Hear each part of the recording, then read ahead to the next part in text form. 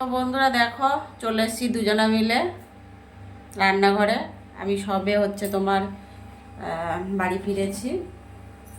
ফিরে কাপড় জামা ছেড়ে হাত পা ধুয়ে রান্নাঘরে চলে এসেছি। সকালেই বলে গেছিলাম রাত্রিবেলা কি খাবো। তো আজকে এই ফার্স্ট টাইমই বানাচ্ছি, জানি না কেমন খেতে হবে। যখন খাবো তখন তো অবশ্যই তোমাদেরকে ভিডিও করে বলবো। মোমো বানাচ্ছি। ঠান্ডা প্রায় চলে যাচ্ছে, তাই ভাবলাম চলো বাড়িতেই একটু বানিয়ে নিই। দোকান থেকে তো হামেশাই কিনে এনে খাই, কিন্তু বাড়ির খাওয়াটা একটু আর অন্য রকম লাগে, এই জন্য বাড়িতে বানাচ্ছি। তো চলো মোমোটা বানিয়ে নেবো। ময়দা মেখে নিয়েছি, ময়দাটার মধ্যে সামান্য একটু নুন দিয়ে ব্যাস মেখেছি। যেমনি আটা বেলে, আটা মাখার জন্য যেমনি ময়দা মাখে ওরকমই টাইট করেই মেখেছি। খুব বেশি টাইট না, আবার খুব পাতলাও না। তো মেখে কিছু সময় তো রেখেই দিয়েছি। এখানে দেখো কড়াই কিন্তু তেল গরম হয়ে গেছে, সাদা তেল দিয়েছি। এখানে দেখো বাঁধাকপি, গাজর, পেঁয়াজ আর এটা হচ্ছে পেঁয়াজের পাতা, এগুলো সব চপ করে নিয়েছি। এখানে পনির, আজকে পনির মোমো বানাবো। পনিরটাকেও ঝুরো ঝুরো করে নেব। তো সবার প্রথমে যেটা কড়াতে দেব, গ্যাসটা কিন্তু আমি একদম কম করে দিয়েই করছি।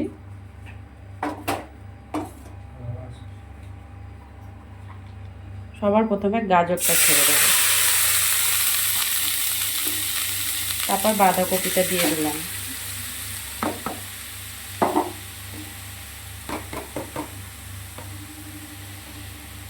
তো এটাকে একটু নাড়াচাড়া করে নেব তেল হালকা কড়ায়, খুব বেশি কিন্তু করতে লাগে না নাড়াচাড়া। বন্ধুরা দেখো করে দিয়েছি, বাঁধাকপি গাজরটা দিয়ে দিয়েছি সাদা তেল দিয়ে। কড়াই কিন্তু খুব বেশি তেল দিইনি, সামান্য একটু তেল দিয়েছি। এবার পনিরগুলোকে বেশ গুঁড়ো গুঁড়ো করে দিচ্ছি। দেখো একদম পুরো করে দিচ্ছি।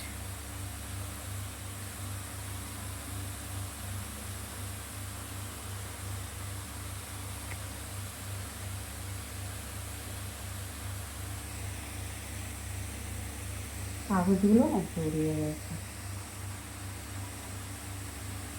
পনির দেখো না, হাত দিয়ে করছে এমনি হয়ে যাচ্ছে। ছিল পনিরের পরিমাণ কিন্তু অনেকটাই বেশি দিয়েছি আমরা, যেহেতু ঘরে খাবো তো দিয়েছি।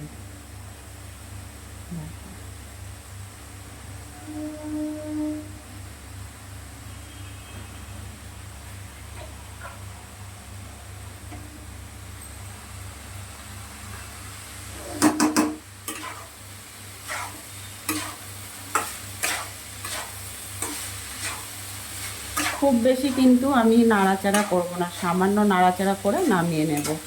আর এতে আমি মশলা দেব, নুন দেব। নুন তো স্বাদ মতন দিতেই হবে, খুব বেশি কিন্তু টান টান হলে কিন্তু পনির নুন নুন লাগলে কিন্তু খেতে টেস্ট লাগে না। এই যে নুনটা একটু বুঝে শুনেই দিতে দেব।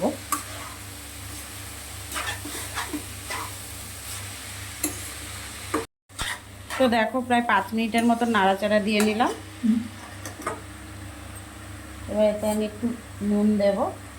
নুন কিন্তু খুব বেশি ইউজ করব না,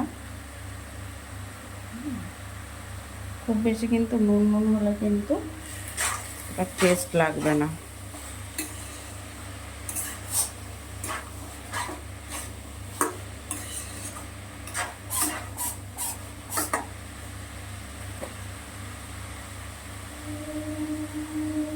এখানে দেখো জিরে, ধনে, গোটা শুকনো লঙ্কা ভেজে গুঁড়ো করে নিয়েছিলাম।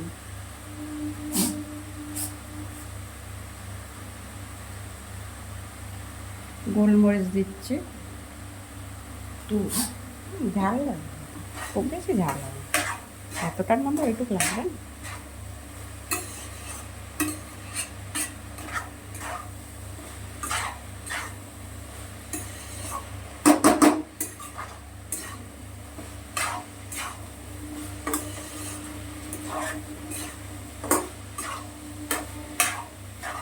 প্রায় হয়েই এসছে। পেঁয়াজ পাতাটা দিয়ে দিলাম,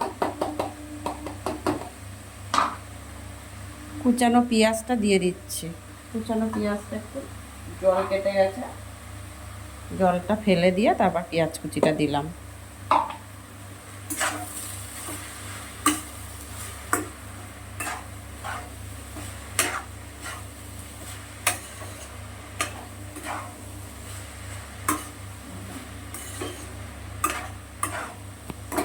এখন মোমোগুলো স্টিম হচ্ছে, নিচের ডেচকিতে জল দিয়েছি, তার উপরে থালাটা একটু ফুটো ফুটো যে থালাগুলো পাওয়া যায় ওগুলোতে বসিয়ে দিয়েছি, ঢেকে দিয়েছি।